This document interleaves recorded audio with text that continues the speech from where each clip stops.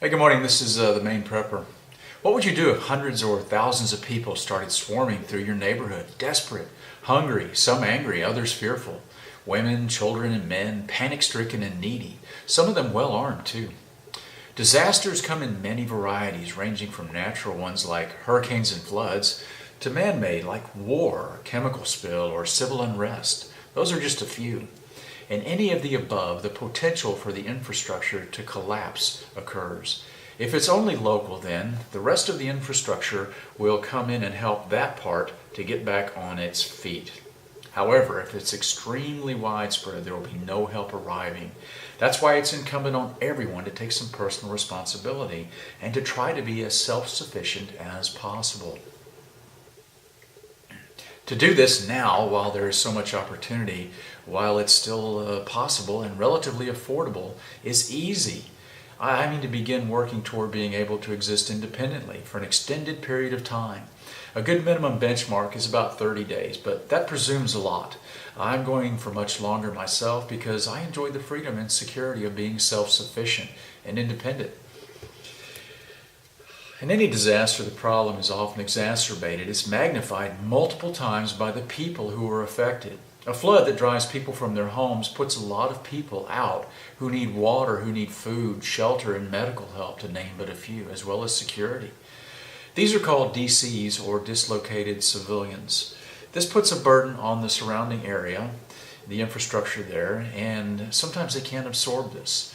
FEMA has plans to do this if it's local. I'll have a very detailed video about FEMA coming up in the near future, but it has to take a lot more time because it's not going to be shoot from the hip. I don't want to panic people and rattle them. I want to be right down the middle, accurate, and let the chips fall where they may. Anyway, the more DCs, the more you have to spread them out. If the entire population from Houston evacuated north to Dallas, for instance, it would crush Dallas. It's a bigger city than Dallas. They would have to be spread around instead. If, however, the disaster encompasses Dallas as well as other cities, that's going to create a huge problem, exponentially larger problem. I want you to think of it like a snowball rolling downhill. The more people affected, the more infrastructure required to fix it. If they collapse the infrastructures around them, then the tidal wave picks up even more force. The snowball gets bigger. Let me share with you a scenario. Let's say the economic system collapses and hyperinflation sets in. People panic and begin buying everything in sight when this occurs. That's because they know that stack of $100 bills they have today is going to be worth 1/10 or even less of what it is tomorrow. So they need to spend that money quickly. Also, they don't know they're going to get more money tomorrow. So they may not get money forever, who knows? So there's a lot of uncertainty driving panic buying. And in panic buying, people buy everything in sight, whether they need it or not. They just buy, because they don't know that they'll see the item again. Merchants are reluctant to sell things because that can of beans that they bought for $10 yesterday is now $100 today. And that's great. They made $90 profit. The problem is, when they go to buy what they need, especially for replenishment stocks, it may cost 10 times as much. So sometimes they want to hang on to merchandise and wait for things to stabilize. Well, holding back when people are hungry makes them angry, and they will start tearing the city down and burning your shop down to get what you have. Because they look at it like you're holding back food and you're not selling them, and they've got money. What's your problem? That's just one of the justifications that panicked people will use when they literally engage in behavior and activity they never would consider before. They also know because of that, and the company that ships them this stuff has the same problem. Let's say the trucking company that brings the beans in, they are paying $100 a gallon for fuel today. Yesterday it was $10. Tomorrow it may be $1,000, and yet they've contracted to deliver for $100 a mile. Well, tomorrow it's going to cost $1,000 a mile. So how are they going to make all ends meet? So everybody tends to want to pull back, and the infrastructure either slows down or starts to implode. Well, that's okay. It might correct itself, except when people panic. This condition, by the way, hit Germany in the 1920s. I want you to look up the Weimar Republic, or better yet, go to this link, and I'm going to also post below a little link for the YouTube. That's going to be down above the comment section. The links will be posted there for my friends who are on remote devices and don't have clickable stuff. This condition hit Germany back in the 20s, and understand I'm not predicting hyperinflation. I'm just saying that it's not so much the hyperinflation that can wreck things. It's going to be the reaction of the people to the natural tendency that merchants and everyone else have, in this case, to hold back. People are going to panic no matter what happens, and the more they panic, the worse it gets. Under these conditions, there may be widespread panic, which could lead to looting and rioting. It's not a far leap in logic to see that when people get upset and start breaking down the windows in stores, that spreads outward, and people see this store being broken into, and then they start doing that. Watch the videos of the LA riots and other things, and you'll see how panic and mob mentality spread like this contagious disease through people, and sometimes it's people who wouldn't. We like to write them off like, oh yeah, they're all low-life criminals. No, a lot of the people engaging in that stuff were wrong. Don't misunderstand. But in New Orleans, they had people looting to get food and water. Okay, they weren't stealing big screen TVs, all of them. They were stealing food and water because they couldn't get it any other way. And when you're dying of thirst and you're hungry and your family are dying of thirst and they're hungry too, you're probably going to go out and engage in looting if you have no plan. And that's sad because it doesn't have to be that way. You don't have to lose your honor and your integrity and your dignity if you'll prepare now. Okay, when this happens, people, they started burning the city down in LA, and that's another outbreak. People will start trying to cover their tracks, or they'll get angry, fires will get started, and who's going to show up and put them out? If it's all over the city, there's not enough firemen to put out all of that. So before you tell me, by the way, that concrete buildings don't burn, let me remind you it's filled with flammable items. Yes, the concrete is fireproof, but no, all the furniture in there and the carpet and all the other stuff is flammable at some temperature. And I can take a piece of cast iron and heat it up enough in my forge and it will burn. It'll melt and it'll burn. You'll see sparks coming off of it and it'll actually be burning. And if you don't believe me, go ask a fireman why they have all those fire trucks down in the city and why they have ladders that reach up 200 feet or so. It's not for kittens in 200-foot tall trees. People will flee for a variety of reasons. If they have nowhere to go, they will be like a giant tidal wave rolling across the country, like a plague of locusts devouring and destroying everything in their path. Have you ever seen a stampede? That's a good analogy, I think. The cattle are running because everyone else around them is running. They don't even know why, but they know behind them, if they stop, they'll get run over by those guys. So everybody runs, and there isn't even a good reason at times. Now, if you think this country is made up of a bunch of rugged individualists and free thinkers who will not be panicked by a stampede of their fellow citizens, guess again. This flood, this stampede, this plague will roll right over you and wipe you out if you're in its path. I saw a very minor version of it when the people of the city of Houston were told to evacuate for Katrina. I have a video up from my eyewitness account, which is here and also above the comment section below. And that was a minor version because it was an evacuation. It was controlled somewhat. There were corridors that people were sent along. There was not just chaos and people fleeing. And even then it turned into chaos and people fleeing. That was very controlled, and yet there were problems with that one, and it only lasted about a day. A better analogy would be a war. People flee from the advancing enemy. They head somewhere that there isn't fighting, but what if there's nowhere to go? What if LA went down completely during those riots? The police, the National Guard, and the military couldn't contain it. Let me remind you that in Katrina, they had about 50,000 federal and National Guard and state and all sorts of government employees, armed troops and everything else down in the heart of New Orleans, and they could not contain or even help 150,000 civilians. That's one federal employee for every three, that's one worker. That's one worker be out there for every three people that are in need. And there were even more people outside supporting. And even then, they had difficulty, and it took them a long time to find the handle on the football. They fumbled that one bad. Imagine what it's going to be like if you have it hundreds of millions of people all over the world even. There's not going to be enough help out there to help. If you're anywhere near these major population centers, understand that the people won't just sit at home and starve and be burned or robbed or murdered or both. They will flee. They will most likely do so in a stampede. They're going to be desperate. They're going to be panic-stricken in many cases. They're going to be thirsty, unprepared, hungry, and quite possibly armed. I have a playlist on threats to preppers up, and that's going to be there. And I've put all of my threats to preppers in there.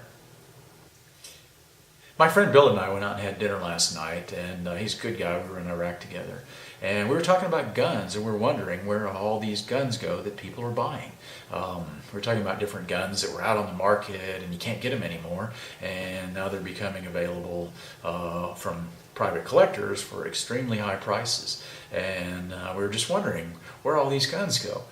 Well, the FBI says about 200 million people, there are about 200 million guns in this country. Now, I say guess again. I believe it's more like one per person minimum, and I guarantee people don't voluntarily disclose ownership for a variety of reasons, ranging from a little healthy distrust of the government all the way down to vilification of firearms ownership. A lot of people are very secretive. It's their dirty little secret that they have guns. Friends, these people are not going to be zombies, these people fleeing. They're not going to be paper targets. They're not going to shuffle along in orderly columns off to a FEMA camp, especially when the FEMA camp will not be able to handle even 1/10 of the numbers nationwide. FEMA will work quite well if the disaster is local and if it's short term. Not so much if it's nationwide. In fact, not at all. Once the snowball reaches a certain size, it will be unstoppable. The only way to stop it will be when it melts. And that is horrific, folks. That's tragic. By melt, I mean people will literally have to die. And that's tragedy. That's horrible. And it doesn't have to be that way. Some people like to say that because they personally haven't seen Rawl, that it just isn't going to happen. I'm sorry. I must respectfully disagree, and I wish I was wrong. I truly do. I say read your history books, people, and look at the Dark Ages. Look at how wars, plagues, disease, and pestilence and famine have wiped out entire civilizations.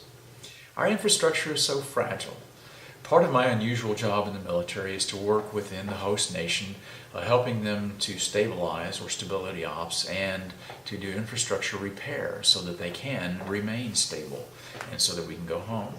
I don't go out with a toolbox and fix power lines. That's not what I do. I'm not an engineer out there turning wrenches. Rather, I work with governmental and non-governmental organizations and Department of State and folks to help organize things toward that effort. I therefore have more than a passing understanding of infrastructure, and I frankly wish I didn't.